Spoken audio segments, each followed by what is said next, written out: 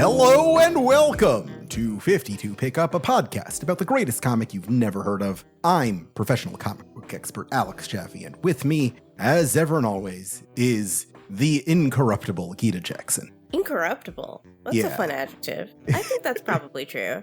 I'm too stubborn to be corrupted. I've been thinking about Irredeemable, Mark Waid's What If Superman Was Evil comic, which is pretty good. And the flip side of it was this comic called Incorruptible, which was not as good. But of the evil Superman comics, of which today's issue, I suppose, is one, hence why I've been thinking about it. One of the better comics that takes that premise of like a good guy just totally flips on his head. What's your favorite evil Superman story? Are any of them any good? I mean, that's the question, right? I have some level of fondness for Red Sun, which I suppose is an evil Superman comic in the broad definition of the term. But I genuinely think it's just a boring thing to do, right? Yeah. I just don't think it's very interesting. I've heard Injustice is fun, but I just don't care. You know, it just doesn't interest me. Yeah. I would like to read about a nice guy. There are some cool things in Injustice, but the inherent premise of it is so bad that I've got a little friend group that whenever we share something cool about Injustice, it's with the acronym FIB, as in fuck Injustice, but this is pretty cool. So funny. That's really cute. The fighting game is fun. Yeah. It's a fun fighting game. And there's going to be another one. I think that just leaked. George Newbern, the voice of Superman, was talking about Injustice 3 before there had been any announcement. Yeah, Injustice 3, I think is how you do that. Perfect. Yeah, Injustice 3. Ship it. That's perfect. We don't need to do anything more.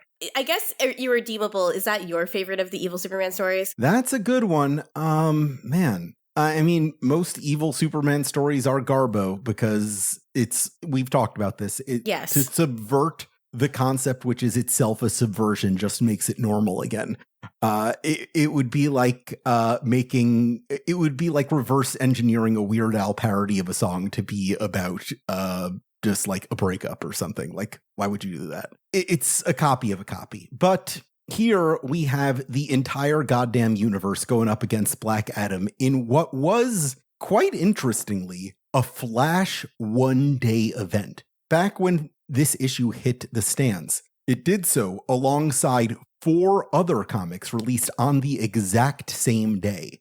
This is the World War III event, where Black Adam, upon losing his family and going ham on Science Island and killing millions of people in Bialya, just goes on a destructive rampage across the world to kill absolutely anyone who he perceives did anything that has anything to do with the death of his surrogate family. And to deal with that, ostensibly, but really, as we've talked about, to address all the unaddressed promises of 52 from the beginning, that this would explain all the 1 year later shit, they condensed everything that you were supposed to know about the universe into 1 week of comics. And you don't need to read World War III in order to understand 52. In fact, I'm pretty sure nobody involved in the writing of this comic read those comics.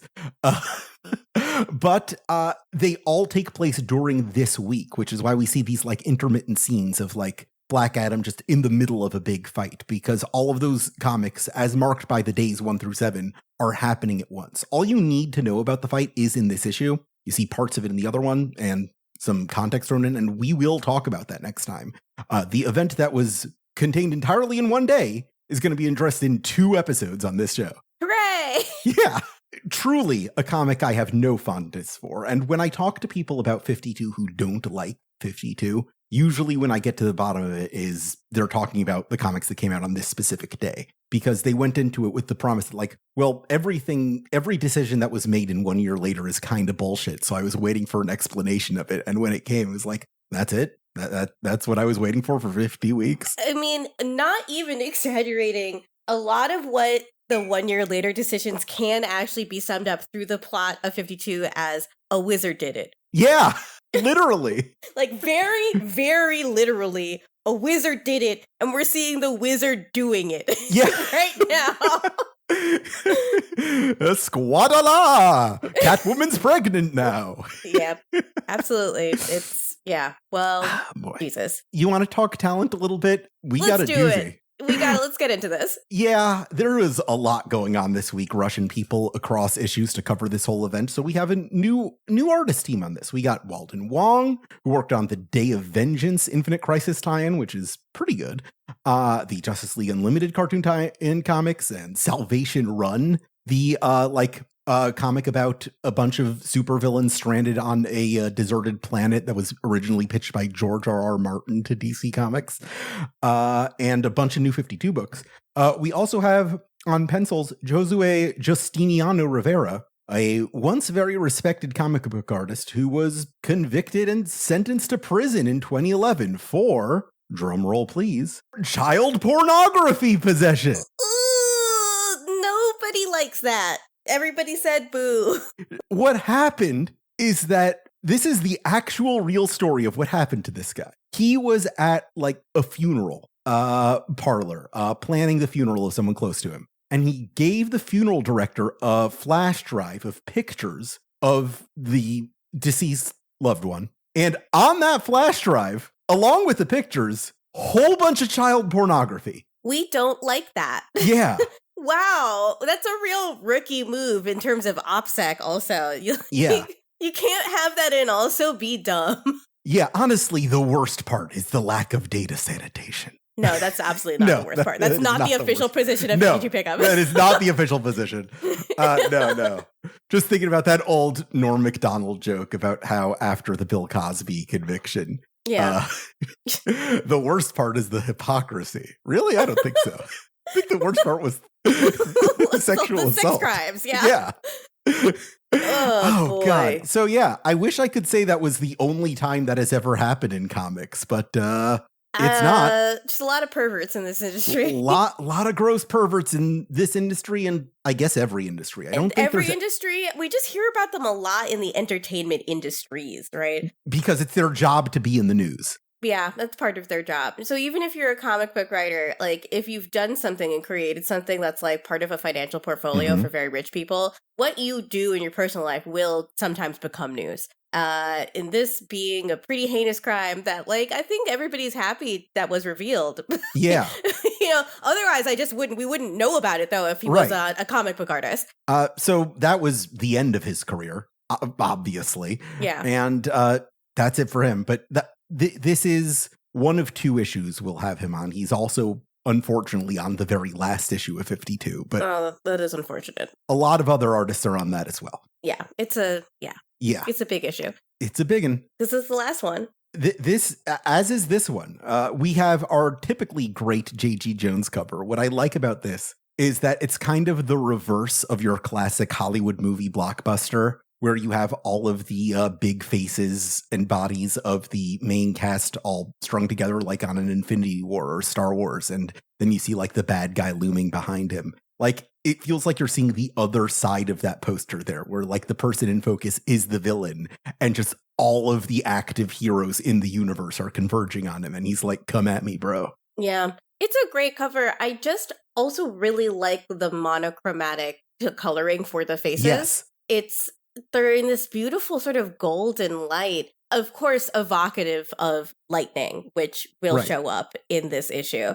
It feels very much like that cover we saw a few weeks ago of the super scientists on Oolong Island, highlighted by the lightning striking Black Adam in the chest. Yeah, it's just, you see how he's thinking about how is this going to stand out against all the other books on the newsstand, right? Right.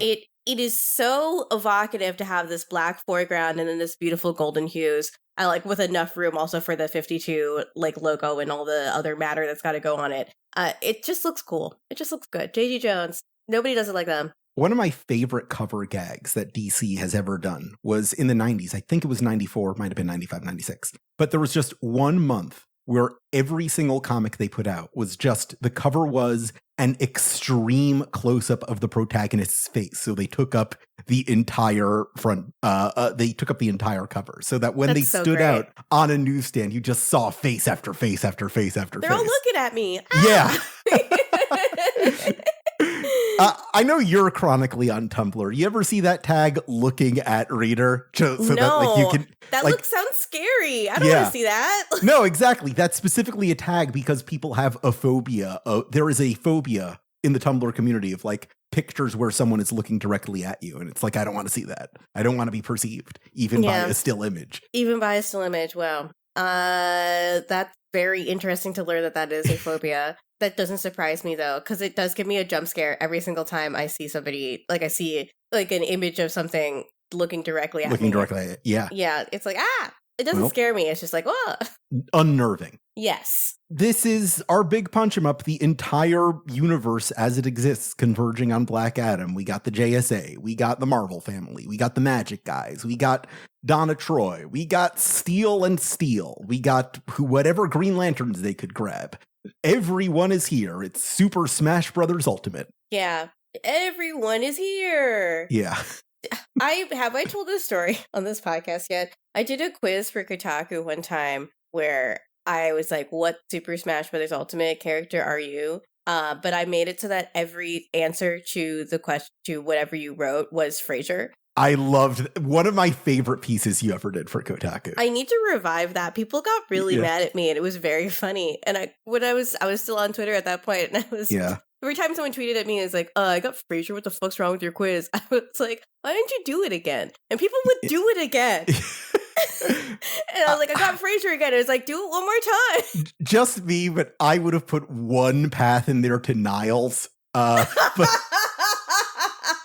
like a 1 in 16 chance of getting Niles. Like the one I really liked was Wah Frasier. Yeah, the Wah Frasier bit was, I think, funnier than Niles. Yeah. Yeah, that was really good. It's just evil Frasier with a little mustache. Everybody was having a lot of fun putting that quiz together. It was really fun. God. Yeah. Shit posting on Kotaku was fun. Do some stupid quizzes for Aftermath. Why not? We gotta find the quiz technology, right? Yeah. Like that was the thing. We had this whole quiz service that we were signed up for. So I was like, why don't I just do this sometimes when I don't want to write a blog? It was really nice. Subscribe to aftermath.site so they can afford the quiz tech. It's very expensive to put the machine together to tell you you're Frasier. I'm going to hold as many compliments as I can to myself about the art, considering the source. It's serviceable. I'll say that. It's certainly a lot of hard work to draw all this action. And I think it's kind of cool the way Black Adam is drawn to be like this inhuman monster with his just like he really comes across as this doomsday type figure. I think more than the line work, though, what I really appreciated about this issue was the colors. Yes, I think the coloring is beautiful. Some of Alex Sinclair's best work in this issue. Oh my goodness, yeah. I mean, it tells a color story. This battle rages like through several days, so you get distinct periods of time. And when we get to the final pages, you also see that, like, you get that explosion of yellow gold lightning that just is overwhelmingly, like, intense and really beautiful to look at. Right. We open on day 2 because day 1 is reserved for those other comics, which we'll discuss next time, where the Marvel family is getting bounced around Egypt. Captain Marvel Jr. skipped across the Pyramid of Giza. Mary Marvel hits a temple, and Captain Marvel just gets punched right across the face with this lightning-charged punch in a double-page spread. And we get our title drop of World War III, which you may not be surprised to learn is not the first time something was called World War III in DC Comics. I'll save that for the blackboard. Yeah. Because I am curious, and I know somebody that will probably know the answer. But it's a quite a bold intro to this. Yeah. Given that it's really just an issue of people punching each other. He's still mad. In case you're wondering if Black Adam was mad from last week. Yeah, he's still pretty mad. One thing that really, really bothered me when I was a kid was media would often have this like phrase of, see the 8th wonder of the world. And now I understand that was all a callback to the original King Kong film. But every time I would hear that in media, it's like, people are not keeping track of what the 8th wonder of the world is. We need some kind of spreadsheet to like keep track of all the new wonders of the world. Early signs of autism spectrum syndrome. Because no, I've heard this before. This ain't even the 10th. Yeah. So funny. I also love to look back and think about early signs of autism spectrum syndrome in myself, where I'm just like, I thought there were like rules to human interactions, but apparently that's not true. And I had such a distinct belief that when I entered high school, it would be exactly like a high school teen movie. And I was so upset when I was not, like, everything didn't turn into slow motion when I put it in my lockers. Really, really sad. Yeah, I knocked off all the Thomas the Tank Engine VHSs from my family bookshelf so I could reorganize them in chronological order. What's up? Keep scrolling. God. Okay. I really like the way that these few pages are laid out, the panel layouts here, a compliment to Keith Giffen, where we see the location in the background and then the panels where the action's happening are placed on top of them. There's just like a lot of opportunities for putting more action in the comic everywhere. And this will continue for the next couple pages. Here on day 3, we move to Australia. So, of course, we see the Sydney Opera House. And this is where the JSA joins the conflict, as well as they move into day 5 and day 6, day 4, 5, and 6, the Great 10, everyone's favorite Chinese superhero team. The JSA, once again here on day 3, being in that same mode that they've been for the past several weeks of, boy, someone should really do something about this. Guys. And Adam Smasher's like, come on, you guys can't, like, seriously think Black Adam was doing all this. Not my buddy. And it feels weird to me, once again, going back to that Jeff Johns idea that he would express over and over again, that there aren't enough interesting Arab characters in comics. So to address that, he made Black Adam a global supervillain and created a Green Lantern who was literally in Guantanamo Bay and wears a full mask over his head and always carries a gun. And I want to know, like, where is he coming from? Like, I have so many questions. Yeah. Because he's right? Like, he is right. There aren't very many interesting Arab characters in comics. Right. But the answer to that is in add more terrorists. Right. Like, I'm just confused. What did you mean by that? Yeah, like, I mean... Like, Arab people can just be a normal guy.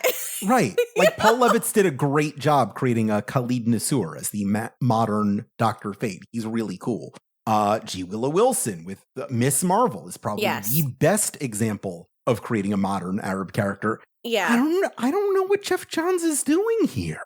I mean, he's right that these characters are... Well, this character, Black Adam, is interesting, right? Yeah. This is a really interesting conflict. Mm-hmm. It's just that he's morally gray. I wonder if it just has something to do with the proximity to 9/11 and the then raging war on terror. Yeah. Were we all, as a culture, just too 24 pilled at this moment in time? I think that might be it, yeah. Well, because 24 is a show where almost every Arab character that shows up, you're at least playing terrorist chicken with them. This comic literally named after 24, so that's gotta be it. Yeah, where you want complex of like juicy roles for Arab characters, but because this is a story about, and especially specifically this issue, it's a story about international conflicts, right? And how superpowered individuals fit into that.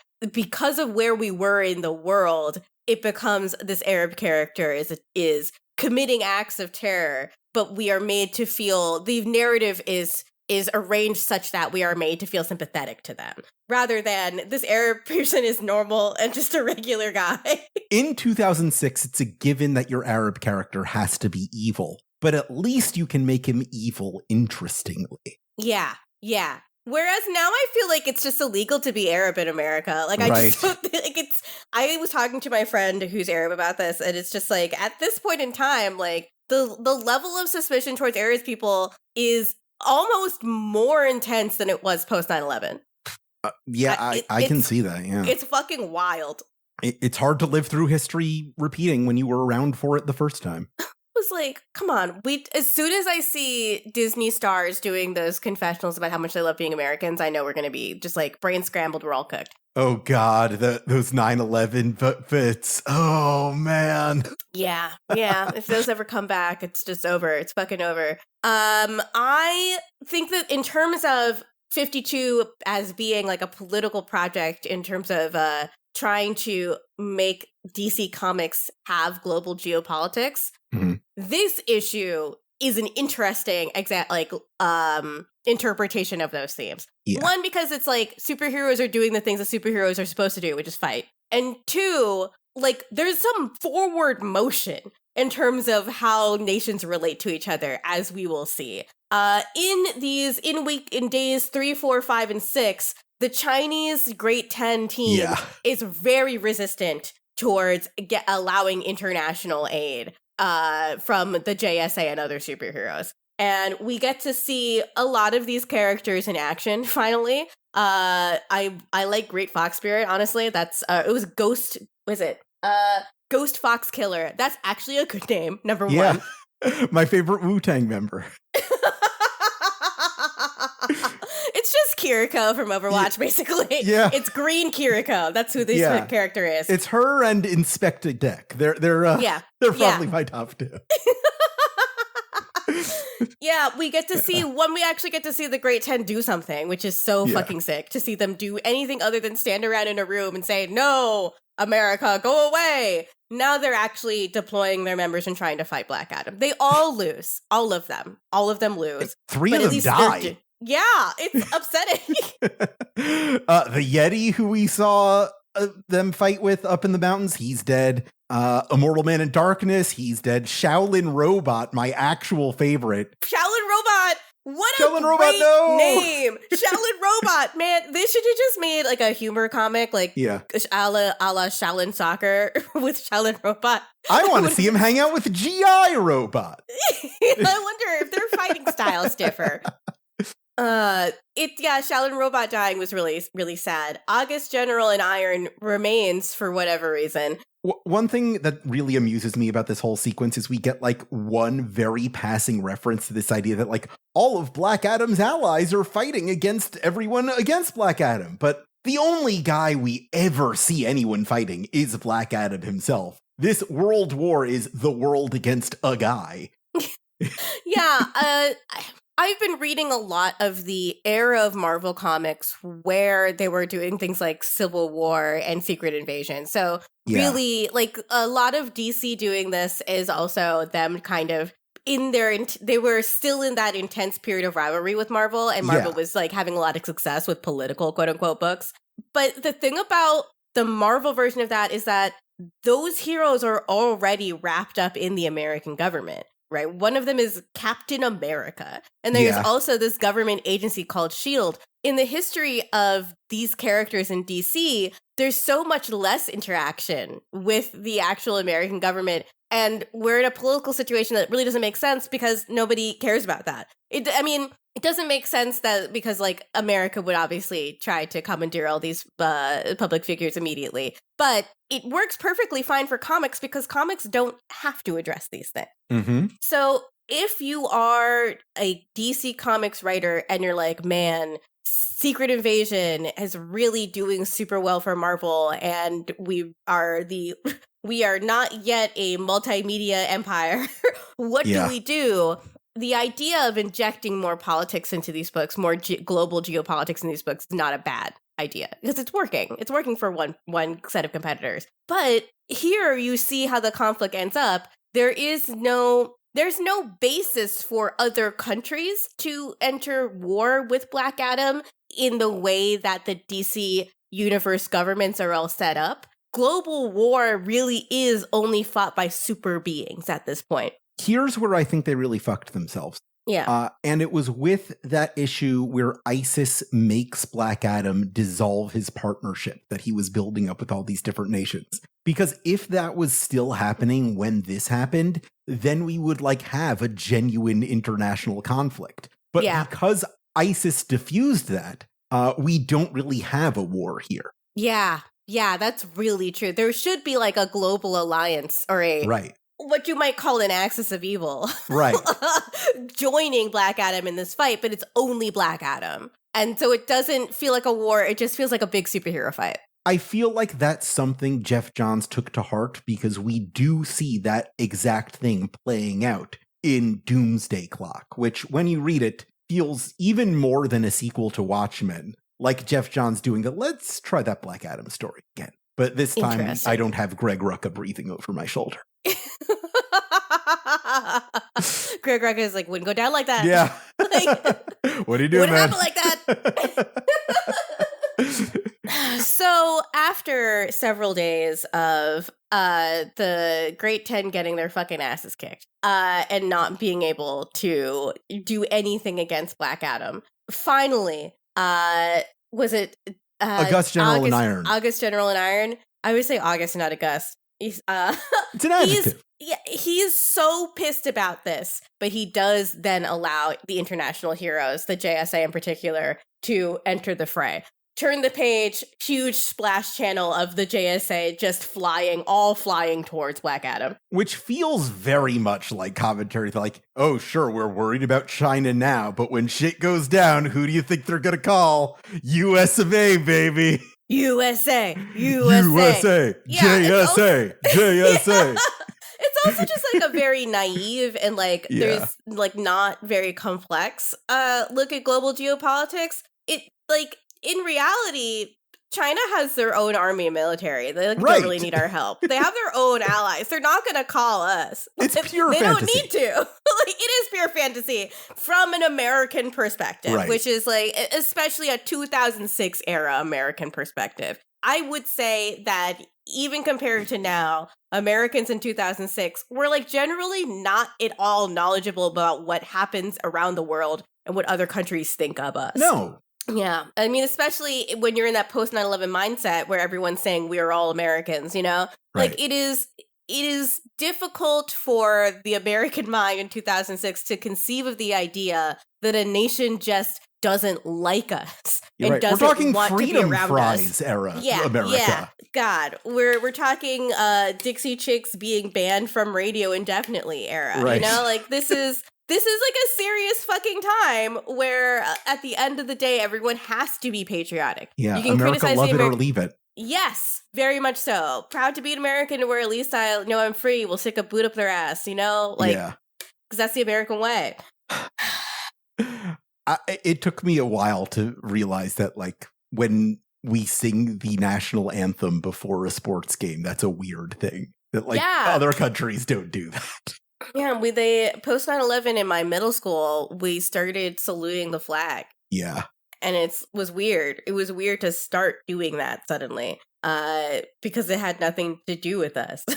You know? My family put a huge American flag on the front door of our garage. Well, at least you knew what country you were in. Exactly. It's like, oh, where am I? Ah, there it is. Oh, right, America. Of course. All right. So we have this huge ass fight. Everybody pours in to this bombed out Beijing. And this time around, something I didn't really pick up on the first time is that, like, Zatanna is kind of the secret MVP here, where she's the one who kind of, like, figures out the plan and gets everyone together, which I think was necessary because the last time we saw Zatanna in a major story before this was Identity Crisis, where she's basically a war criminal. She's doing some really she was literally silencing women. Yeah.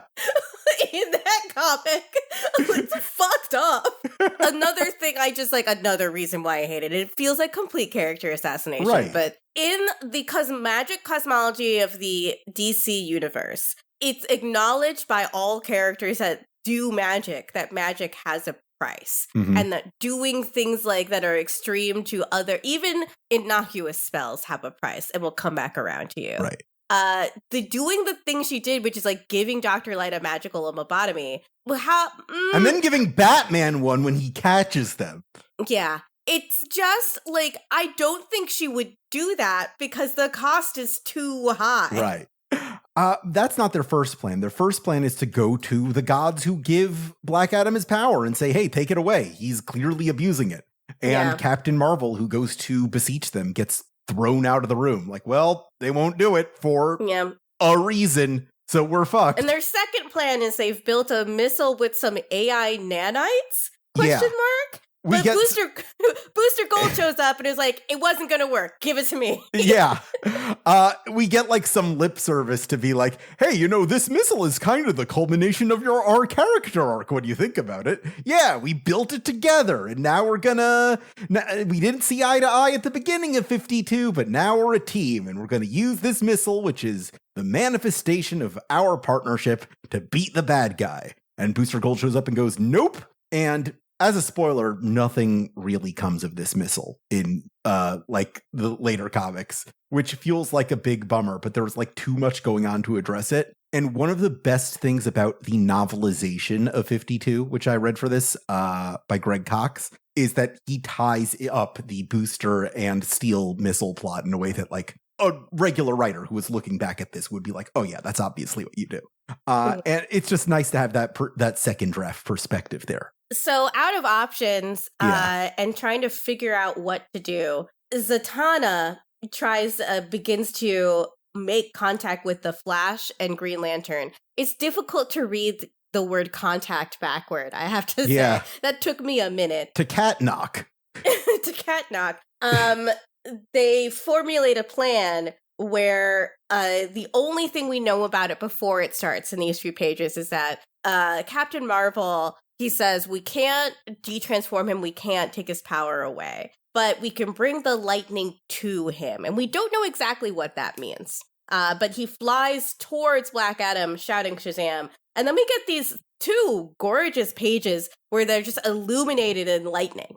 I love these two pages. They just look great. The lighting work is incredible. Again, because Alex it's Sinclair. legible. Like the thing is, it's all in the same color tones and all the same color intensity, but the action is still really, really legible, which is very difficult to do. It reminds me of the color work of when they were on Nanda Parbat and they were just like coming face to face with the goddess Ramakrishna. Yes, it's very reminiscent of the Ramakrishna lighting. Again, like using color to make things that are kind of vaguely defined more defined, but also still feel like amorphous and floaty, mystical, if you will. And this is magical lightning, so it works out. We see, like, for several panels, Black Adam just gets his shit wrecked by this lightning bolt. And we're not quite sure what happens to him, but Zatanna does help keep everyone stable, like, while this magical spell is taking place. And then afterward, we see Black Adam depowered, fall from the sky and land in someone's palm. I think there's a little bit of a forced perspective thing going on here. It's not literally falling in his palm, but it's like he's played right into our hands. There's a lot of chaos in this scene, so I want to point out just a couple things. The Wonder Woman in this scene who shows up is Donna Troy, who was being Wonder Woman during the year that Diana was on Nanda Parbat. We see Infinity Inc. show up for like just a second, like Luthor's team, to be like, we're going to help. Wait, never mind. That's pretty This is too scary. Scary. Too scary, didn't fight. And we see Black Adam completely depowered because the only way to beat Black Adam is kind of to trick him, which goes back to his very first appearance in the 40s, where the only way they were able to beat Black Adam was by tricking him into saying Shazam. And Captain Marvel is like, well, the gods wouldn't let me take away his power, but I'm able to lock him out by changing the password. And it'll be something he'll never guess. And we get this scene of him just walking through the desert in Tcatnoc, just saying anything that could come to mind that could possibly be the new magic word, and it just failing him and being utterly human. And this is the point that I have to ask you, Gita. In one of our first episodes, I told you what the magic word was changed to. Do you remember? It's egg cream, right? It's chocolate egg cream. That's right. Yes. He would never say that. He would never say chocolate egg cream. It's like literally no situation in which he is saying chocolate egg cream. Black Adam was banished from the earth 4,000 years ago. He has no concept of what a chocolate egg cream is. And no one makes them anymore, so it's not like he's going to go find one, you know? It is interesting the things that he says here. Shazam, obviously, Captain Marvel, Kahndaq, but then he goes Osiris and Isis. Yeah. Things that he's kind of ashamed to say, right? It is very human. It's the most human he's been in, 4,000 years. You're right. And he does just walk into the crowd completely lost. There is more emotion in this page than Dwayne "The Rock" Johnson is simply capable of. Yes, that's true. Although I heard that his acting in the Benny Safdie movie is really good. Oh, yeah? Yeah, it's about a UFC fighter that just gets his shit beat out of him like over and over and over again. And he like apparently lost a lot of weight after it because his doctor was like, you have to get off human growth hormone. Wow. Yeah. Yeah. Man, his most challenging role to date, a loser. I mean, I do wonder, does like his desire to be seen as like a legitimate actor, did that counteract his vanity here? I'm very interested in what this movie is like. It's an interesting topic to me because I don't really understand the appeal of UFC fighting. I also don't really like watching boxing, although I think other forms of martial arts are really interesting.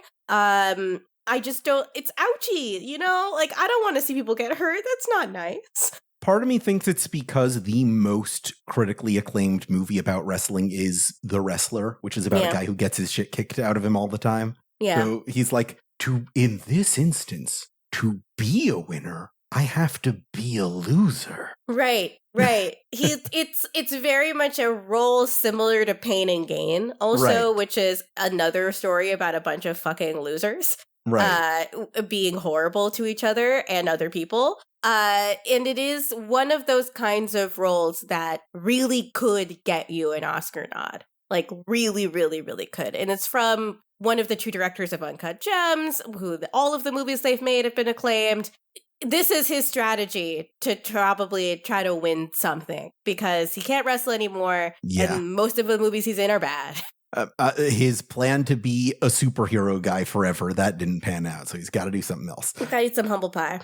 That's basically the end of the Black Adam fight, and there weren't really many holes in it, which just goes to show you really could have skipped the rest of this event. We won't, though, because we're here. Like it or not, an important part of this whole conversation.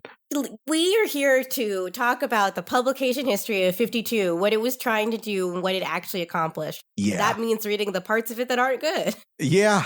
We get this last 2 pages checking in with our buddy T.O. Morrow, who sat out the whole thing on a giant robot in space, as you do. Pretty nice if you can afford it. And he comes back to Earth having won his trophy of the red tornado head that he got in an eBay auction. And who should show up as he fixes it as it spouts 52 over and over again? Then Booster Gold and Rip Hunter. They're in this comic too.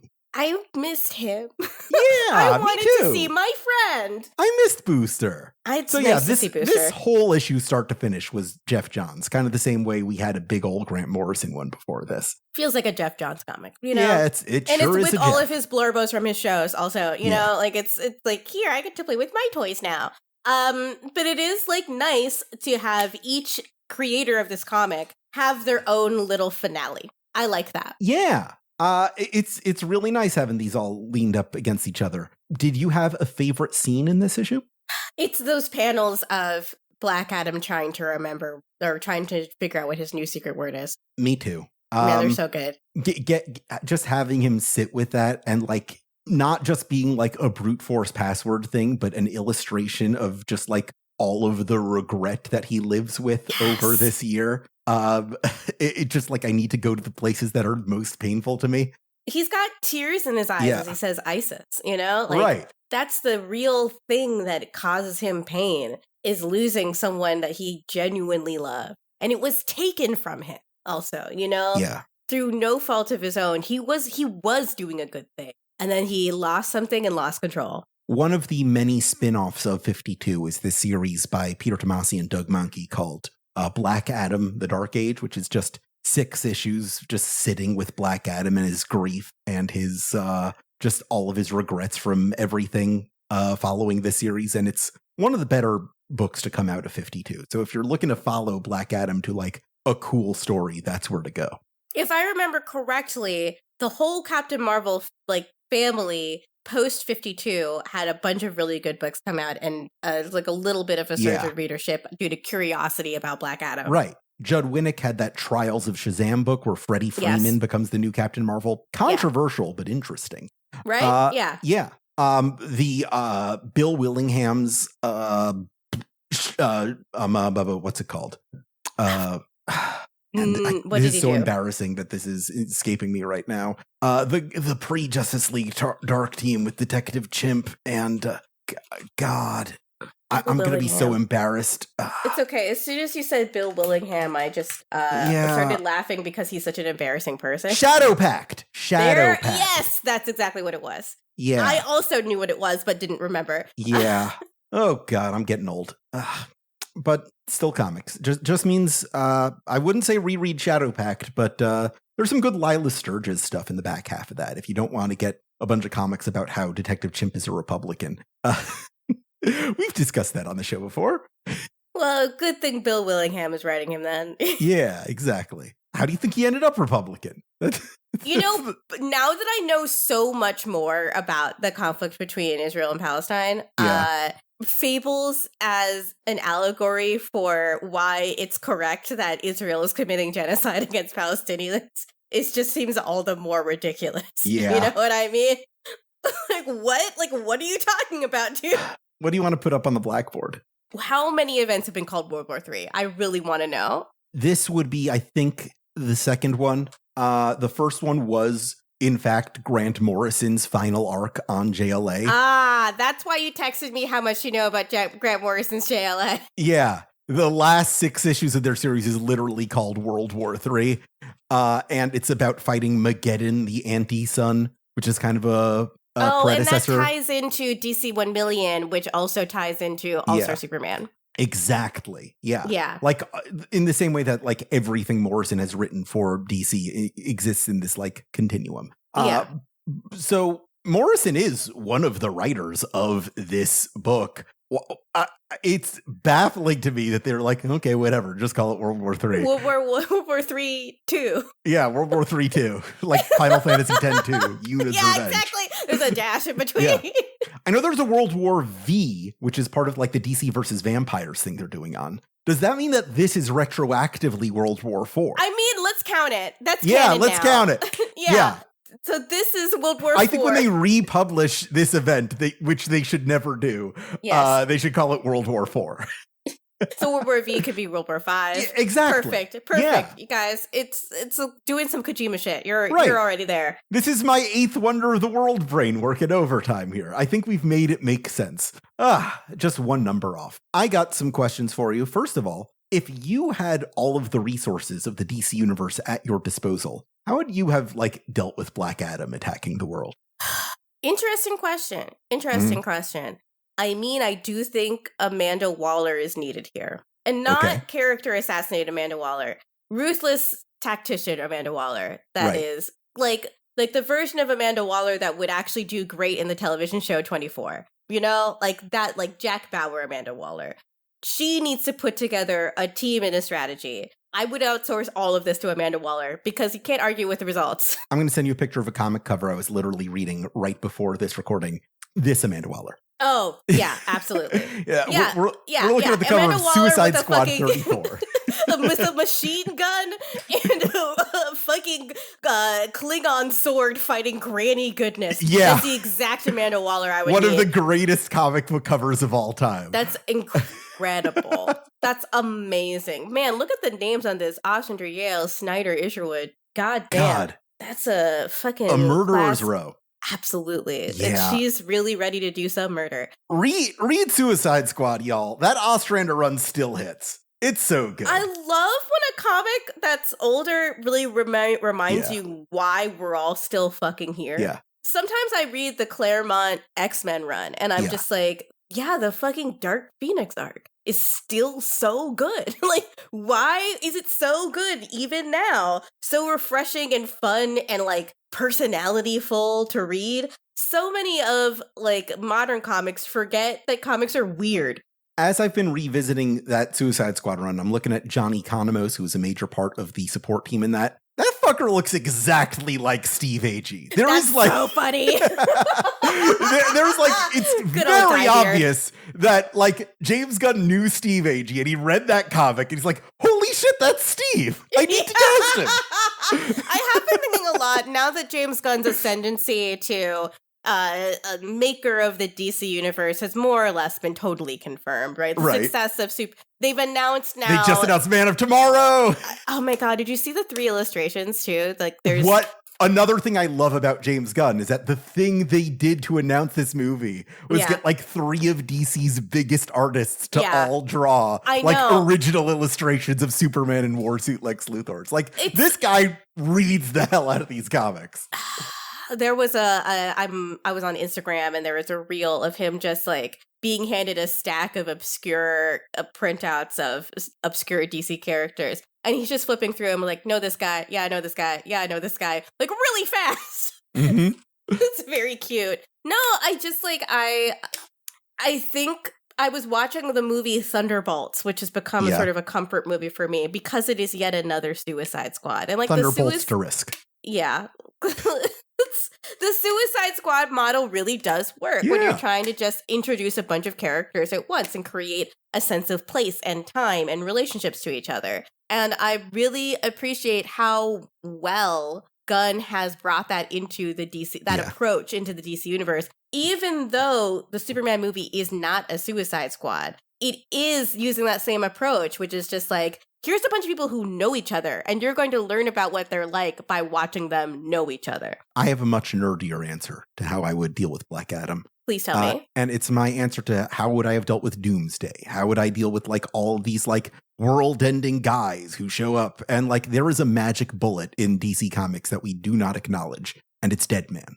All you got to do is send that guy into whoever the bad guy is, just take over his body and like make him say Shazam. That's it. That's the end of the game. That would be so funny if part of the reason why Deadman isn't showing up is that part of being dead is like magically, cosmologically in the DC universe is that people kind of forget about you for a little bit. Oh, yeah.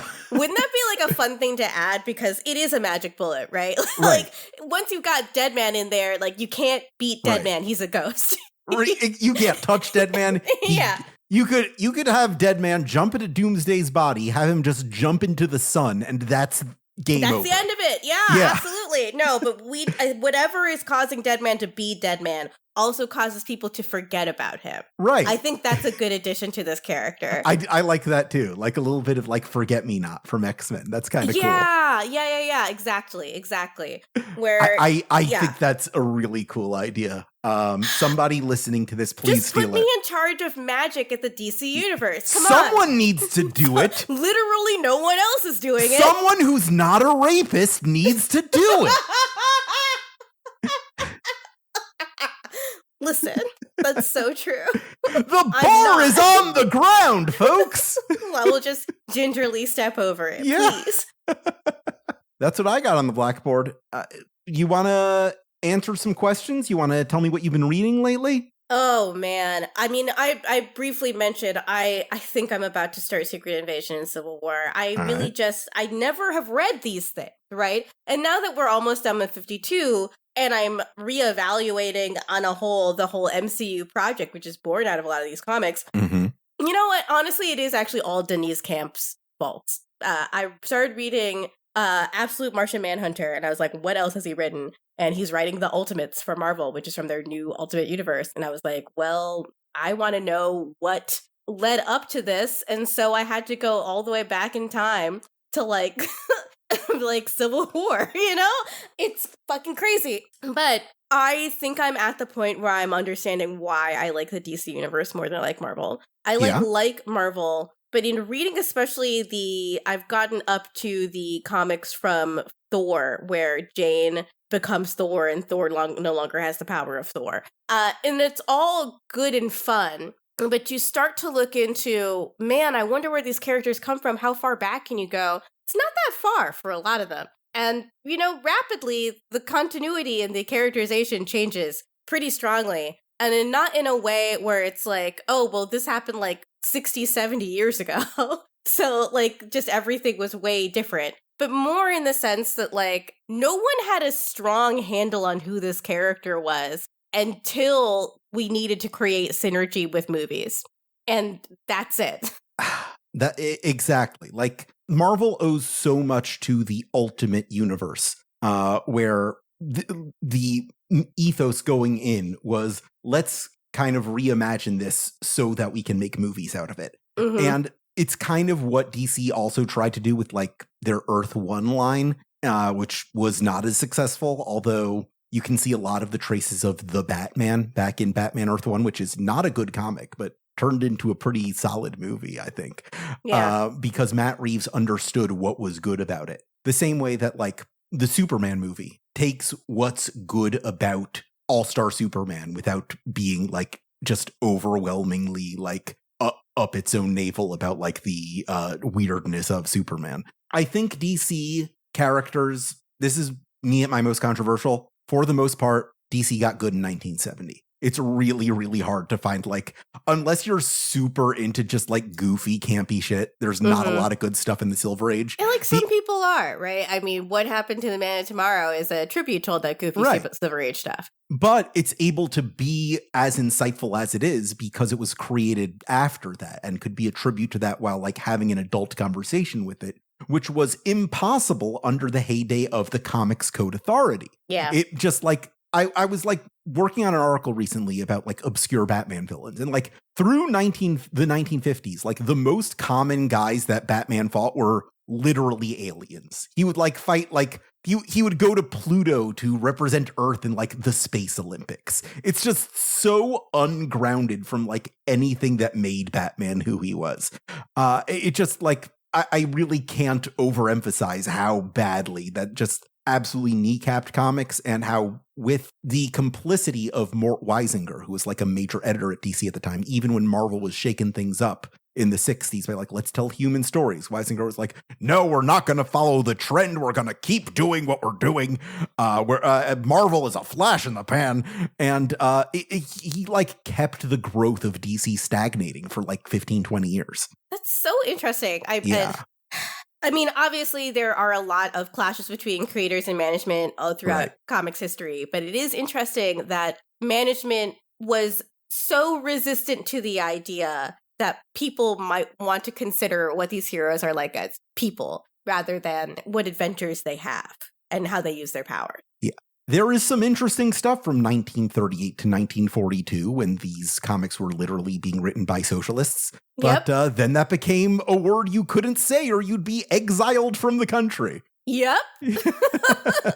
So they had to become all American, you guys. Yeah, that's when they added the American way to Truth and Justice. That wasn't always part of it. Yeah. And now it's a better tomorrow, which, you know, we're all hoping for that at this point. It's okay. I kind of prefer just Truth and Justice. I don't think it needs a third thing. No. Those are like the two things, right? Those are like the two things. most important things. We got a couple questions from our listeners. If you would like to send a question in, you're running out of time, but you can still reach us at 52mailbag@gmail.com. This first question comes from Tom, who says, I love 52. It's one of my favorite DC comics, and I want to see about exploring the adaptations. You mentioned an audio drama adaptation of the Greg Cox novelization. I looked it up on Graphic Audio, but all their DC stuff is missing from the site. Part 1 of the audio drama is $180 on Amazon. I'm assembling my own chalkboard to find out how to get a legal copy. Outside of piracy, how can I get a copy of the 52 audio drama? Tom. Well, Tom, I'll tell you this. I got my own copy of the 52 audio drama when Graphic Audio was doing their big humble bundle, We're About to Lose the License sale. So that's how I grabbed basically their entire catalog for like, I don't know, $10. And now I'm afraid that if you want to get your own copy of this audio drama, you're going to have to delete that outside of piracy clause from your question there. It is not your fault that it's not in print. I'm going to say invest in a VPN, and there are plenty of resources that will open up to your fingertips there. Yeah, outside of piracy. Yeah. There aren't very many options. No, outside of piracy, you're out of luck. But here's the thing. If the only recourse is a secondary market, you're not like depriving anybody of sales. This is one of the arguments people have for piracy is that these things are often not in print, not available, not being manufactured, and need to be archived. This is not an act of piracy. This is an act of archival. This is an act of preservation. So many classic video games would not exist if not for pirates. I am pretty sure, but cannot prove, that this is the case for comics as well. There are a lot of holes in like comic book archives that were only filled because like People somebody are scanning had a and scanner. sharing these online. Yeah. You know, I mean, it is one of the reasons why Scansdaily was shut down, but that is also the legacy of Scansdaily, is that it introduced people to things that they were taking from their personal collections and scanning themselves. One of the dirty secrets, and I might get in trouble for saying this, of the comic book industry is that all of the pros use the piracy sites because it's impossible to check your research of thousands of comics, many of which are unavailable on any official source, without going to these piracy sources. That doesn't mean you should do it. Yeah. You're not employed by the company. Yeah. Ideally, they should be sending you the comp so you can do your job. But it's sometimes it's just easier to go that route and not talk about it. I was trying to download a whole host of comics from the Marvel Unlimited app to read on a flight. Here's how you have to do it if you want to read an entire run of something that's maybe 30 issues, which if you're on a 6-hour, 8-hour flight, you will definitely read all of that while you're on the flight. In the Marvel Unlimited, you can't batch download anything. You have to go and download each issue individually. Yeah, it's a pain. It's a pain in the ass. If I'm a professional and I just need to look something up for reference and I want to keep it on my iPad to always have it on hand, I absolutely would just download a PDF of that. Right. Why wouldn't you? Yeah. You know? As a consumer, always buy comics when you can. Always support the artists. They get stepped on enough. But sometimes those resources simply are not there. Yeah, I would take a look at Chris Pearson's article from Aftermath, The Person Preserving Lost Media is You. Right. This is actually, I think, kind of important if you can't find something and it's no longer available. If you get your hands on it, create a copy so that it won't ever get lost again. Yeah. DC only seriously started digitizing their comics in 2010. Anything before that is kind of a crapshoot, whether you'll be able to find it through an actual archived source or not. I'm going to say definitely subscribe to DC Universe Infinite if you're in a country that supports it. I think it's a great service. I use it every day. It's the 3 comic apps that I have are Marvel Unlimited, DC Infinite, and Shonen Jump. Right. Global Comics is also pretty good. They got some cool stuff on that. Support comics however you can, but sometimes you gotta delete that outside of piracy clause because that's the only way to do it. That's not on you. That's on them for not making it available. I think a lot of low culture is a victim to this too. For most of the existence of comics, they were considered non-essential, fluff, pulp. Literally corrupting children for a certain period of time. So they were not deemed important enough to preserve. Now we know better. Yeah. Nobody was preserving Batman in the Space Olympics. That's not easy to find now. I want to see how he did. He finds out that the Plutonians were cheating. That's the end. Well, that's no wonder it's not a planet anymore. Yeah. They were framing the Venusians so it would look like the Venusians were cheating so they would get cut out of interplanetary trade so Pluto could take their bit. It was like George Lucas-ass Trade Federation shit in the 1950s. The Andor of Space Olympics. Yeah. Our next question comes from Noah from Pittsburgh, PA. Hey, Jaffe and Gita. I followed from the Insert Credit show and was excited when I heard you were doing a 52 podcast. I loved the series and was a diehard comics reader for years before I dropped the hobby and started obsessing about video games instead. I had that interregnum myself. Recently, I've spent less time gaming and gravitated back towards comics. Girl, same. So I'm glad to have the backlog of episodes to work through. You both are so knowledgeable and talented, so it's been a great way to revisit 52. Thanks for all you do. My question is there a minor character, location, or plot point that got barely any coverage in a comic you've read that you'd really like to see come back and get expanded? For me, it's Aaron Langstrom, the mutated son of Man-Bat, who is permanently stuck in bat form. I heard about this character when I was a kid, and my imagination ran wild with it, leading me to write fan fiction where he becomes a full member of the Bat family, essentially filling a Robin-like role. I feel like there's a great Sins of the Father type story waiting to be told there. Curious if either of you have something similar you've fixated on. Noah from Pittsburgh. Wait, I really want to read that fanfiction, though. That sounds like so good. It's such a good idea. Yeah, drop your AO3, dude. Absolutely. You've already written down your answer, and I gave it some thought, literally 2 seconds of thought. Yeah. I just need to see Cassandra Sandsmark one more time. Cassie just bring her Sandsmark, back. yeah. Just bring her back. Cassie, come on. We miss you. good news, bad news. She is around, but she's in Tom King's Wonder. No. Yeah. No. Yeah, I'm sorry. God, Real it's monkey's really paw funny situation to there. me how much people hate Tom King's Wonder Woman. It's just not good. Truly the rise of Skywalker of Wonder Woman runs. It's just, he does the same, sometimes some characters fit very well into his long-term mental health project of understanding what he was doing during the War on Terror. Wonder Woman is just not that character, though. Imagine Tom King's on a Black Adam comic. That might be the most cursed artifact to ever exist. Oh my God. I mean, it can't get worse than what's going on in 52 in some ways. Yeah, maybe they were made for each other. For me, one of the first characters I fixated on, who I wrote a bunch of fanfic about, was the Penny Plunderer, who is a character from World's Finest Comics number 30 back in the 1947. I know that off the top of my head because I'm such a Penny Plunderer fan, a character who showed up initially in one issue. And his whole thing is that he is driven insane by misfortune that keeps occurring in his life thanks to the prevalence of pennies. And he resolves to make all of his crime from here on out penny themed. And if you've ever wondered where the giant penny from the Batcave comes from, that's not Two-Face, that's Stolen Valor. That was the Penny Plunderer's giant penny that he took from a museum and they gave to Batman to keep as a memento. I love this guy because it's just like such an encapsulation of just the manic little dudes who exist in Batman's universe. Like some people will fixate on Mad Hatter or on Alice in Wonderland or the number 2 or riddles. Just the idea of dedicating your entire life to this ephemeral monetary thing is just so fun to me. Signs of autism spectrum disorder. Yes.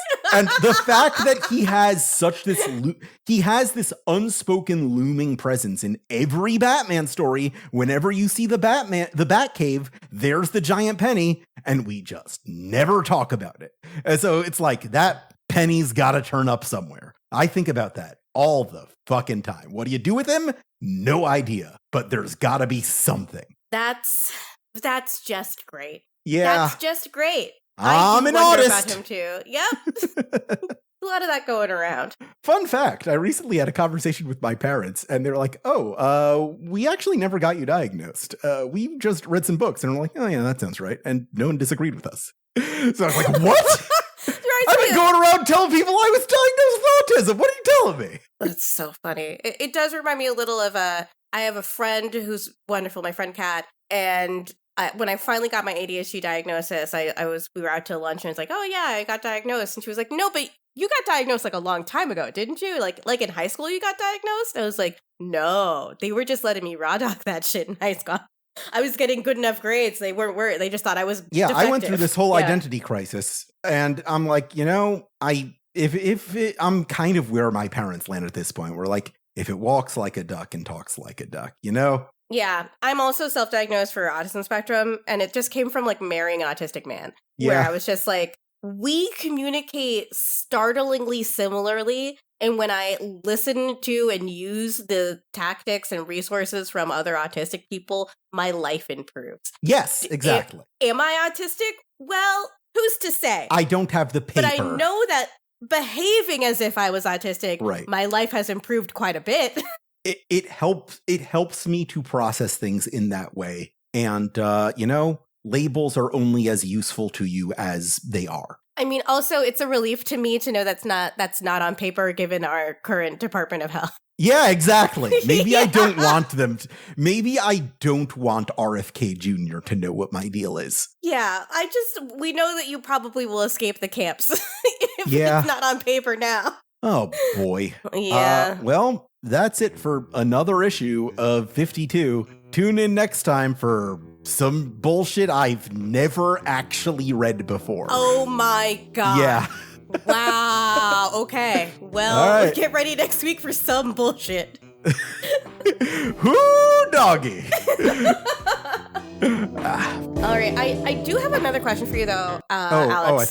I thought that like Esper fade in the outro music there and then fade it back and then fade it back out. Oh, you got another question? Yeah, I mean, just in terms of like you've never read something before, I don't know what the word for it is. It's like at the tip of my tongue. Are you prepared for it? I mean, considering I've read 50 issues of 52, and I'm pretty aware of the changes that were made in 1 year later, I think I'm prepared. But the question that lingers in my mind is if I'm prepared for like the quality itself and the solutions that are presented to me in like a shotgun blast style way. And I don't know the word for it either. I don't know the word. Yeah. It starts with a R maybe? Like, are you rheumatic? All my joints work. That's good. Well, you can turn the pages that way, so we're really glad. Yeah. Are you romantically inclined? No, we know that already. Common misconception. I'm ace, but not arrow. But thank you for asking. You're allo-romantic. I'm learning all the words. I'm trying to be I'm a better allo-romantic, asexual. That's right. I see.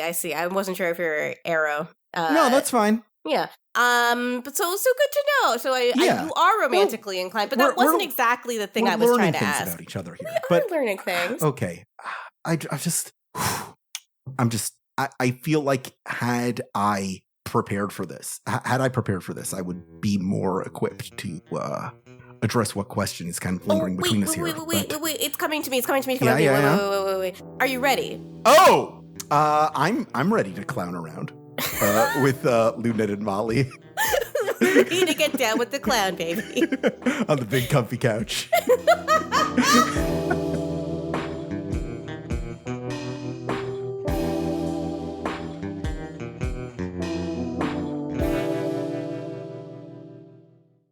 "52 Pickup" is an Aftermath production created by Gita Jackson and Alex Jaffe and edited by Esper Quim with original music by John Aaron. Hosting for 52 Pickup is provided by Insert Credit. The views and opinions expressed on this show are solely those of the show's personalities and do not reflect those of DC Entertainment or Warner Brothers. Please rate and review our show wherever you can and send your questions and comments to 52mailbag@gmail.com. Never stop reading comics.